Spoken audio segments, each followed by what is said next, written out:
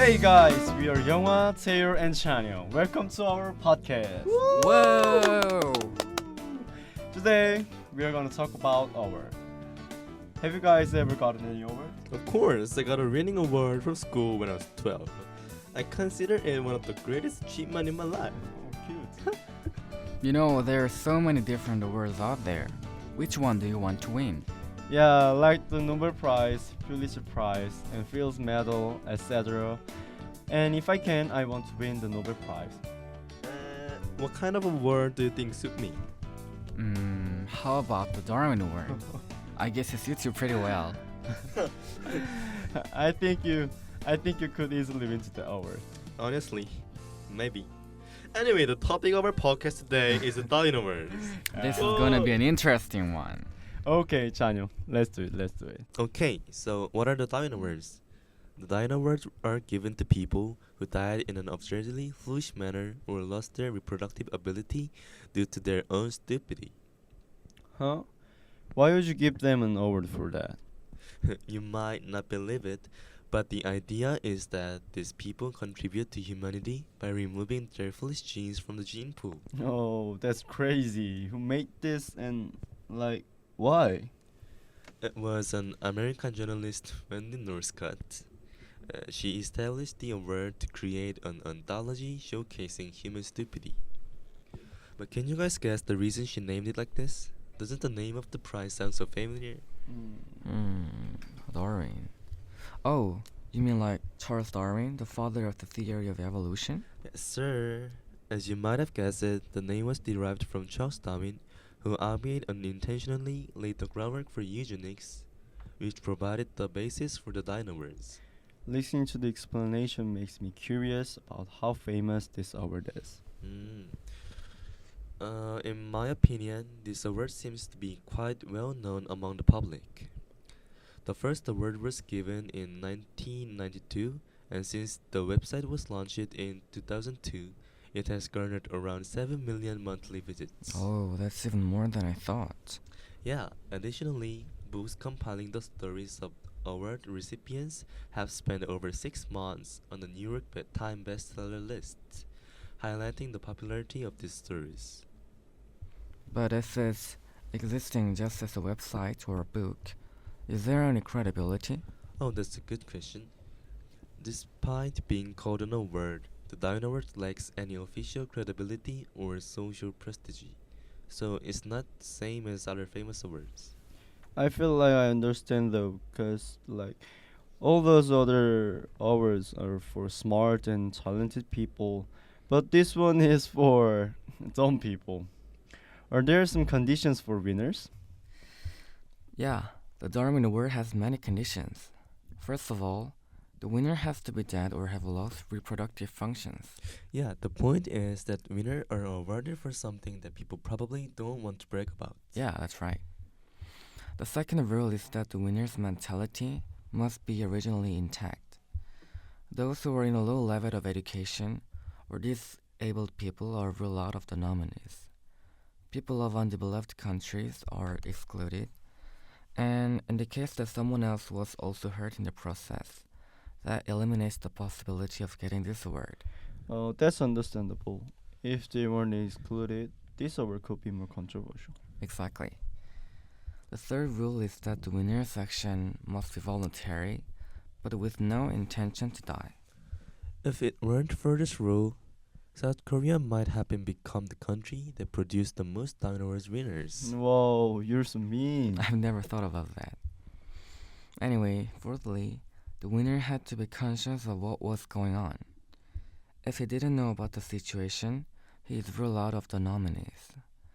And fifth, the winner has to be old enough to get a driver's license. Oh my, that applies to me. Last one is quite obvious. The winner's story must be a true story with evidence. That's it. Oh, and I just remember that most of the winners are male. Just letting you know. Yeah, I'm not surprised. Neither am I. Anyway, despite the complicated conditions, there are so many people who got the Dino Award. And today we brought some of these cases to share with you all. Okay, let's go. The first case was ranked 11th among the 2009 winners. on the random sunny day, a random area in North Carolina was hit by the heavy rain that lasted for 2 hours. So, the main character in this story, Miss Roseanne, was just carving a beer, so she decided to head out on her electric bicycle. Unfortunately, she got caught in the current with her bike and lost her consciousness. Wow, that was pretty impressive. Yeah, but isn't it a big week to be a Darwin Award candidate? I mean, on a rainy day, you might just want a beer. You're right. But the story isn't over yet. In fact, she wasn't dead in the moment. She was quickly rescued by police officer. However, in surprising turn of event, she jumped back into the water to get her bike and she never came back. And true to the case's name, Double Dip, she ran into the currents twice. Wow, in my case, I always stay vigilant with the hair dryer near the sink. I wonder if she thought that she wouldn't drown the second time. Dude, Dovdib is such a creative name. I know. Let's move on to the next one. This case is named Steel MacBook Armor. It's a recent one. A Russian soldier found an abandoned MacBook Pro during a battle against Ukraine, and he took it. A MacBook Pro in the middle battlefield? Low-key, if I was there, I would take it too. Yeah, but the way he decided to store it is the cherry on the top. He took the armor plate out of his bulletproof jacket and replaced it with a MacBook. And of course, the MacBook isn't bulletproof. And this man was so unlucky that he was shot in the exact spot where he put the MacBook. And he died. No. Oh. If this was a movie, the MacBook Pro probably would have stopped at the bullets. Yeah, but so many people forget sometimes that our real lives are not movies. Not all movies have happy endings. And more certainly, we are not the main characters. Okay, here's the next story. So back in 1971, on July in Ohio, there was this lawyer named Clement Vallandigham. One day, he took on the defense of a murder suspect. His main argument was pretty bold. He claimed that the victim had accidentally shot himself while trying to draw his own gun. Oh, okay. So what did he do to defend the suspect? To prove his point, Vallandigham decided to demonstrate what he believed had happened. He took the loaded gun that had been submitted as evidence, and in an effort to show how the victim might have accidentally shot himself, he reenacted the No. scenes with the loaded gun. Oh. Guess what happened next? Don't tell me he shot himself. Oh, yes, he did. Tragically, Vallandigham ended up shooting himself and died, ironically proving his own defense theory in the process. Wow, that's crazy strong sense of Hmm. professionalism. At least he wouldn't need any lawyer to defend him. That kind of reminds me of the time I told my friends I fell up the stairs, and then they told me to pretend to reenact the scenes, and then I actually fell off again. Yeah. See, this is why I thought you could win a Darwin Award. Oh no. Guys, this next one will literally blow your mind, 'cause something actually set on fire. So a guy named Gary Allen Benning went to his friend's house and found an unidentified liquid. He thought it was some kind of alcoholic drink and drank it. No. As you can probably guess, it was actually not for drinking, because it was gasoline. Yo, that's nasty. How did he not realize from the smell? Honestly, I have no clue, but he did throw up immediately. And can you guess what he did next? Call the hospital? Nah. This man was so scared he wanted to calm himself by smoking. Oh. So he lit his lighter, Oh. and soon enough he was on fire. And then he was dead the next day. Is this what we call well done? Actually, his life was done. But was it well? Anyways, this just proves how smoking can lead to death in many more ways than we think. Yeah, don't smoke, kids. With the fact that he didn't die from drinking gasoline. That means drinking gasoline is not much of a No, problem. no. Guys, don't let your intelligence drop to the level of the award recipients. What? Common sense tells us that drinking gasoline is also a highly dangerous act. Don't be serious. I was just joking. So we look at some cases. My review is that the the world is big and there are so many different kind of people. Seriously, even if I wanted to do, it seems hard to die like that. I want to give them full marks for their creativity. It's really shocking. I'm feeling dizzy. For me, Double Dip Lady makes me a dizziness. Valente game is no joke either. If I was a judge, I would have picked this one too. Oh, I need to go to the bathroom. I think I could throw up at any moment. Yeah, now we take a break for Taeyur with a song in memory of the deceased and to recall that there are so many dumb ways to die before we start.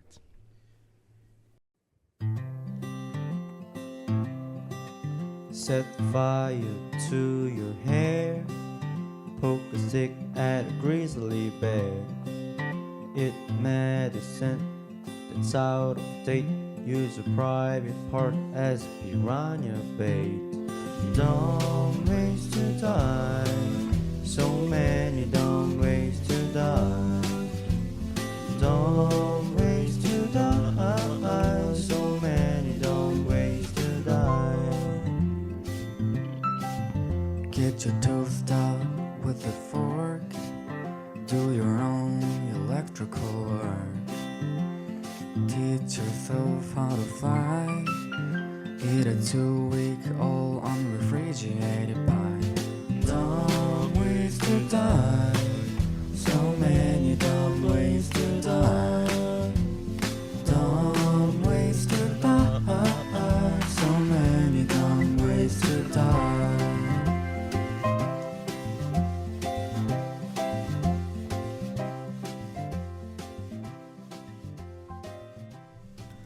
I'm not sure whether to laugh or cry at this song. Same, but honestly, it kind of funny. Maybe that's the point. It's pretty funny, but at the same time, it also seems to be raising awareness. Kind of like Darwiniverse. Now I'm starting to wondering how other people think about Darwin Wars. There's actually two perspectives on the dino world.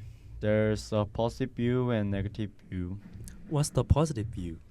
The positive view is that the dino world serve as a wake-up call to highlighting various safety incidents, promoting others to be more careful.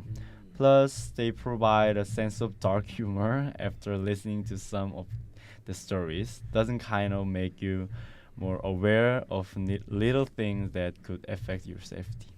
Definitely. I wouldn't want to die like that. Right?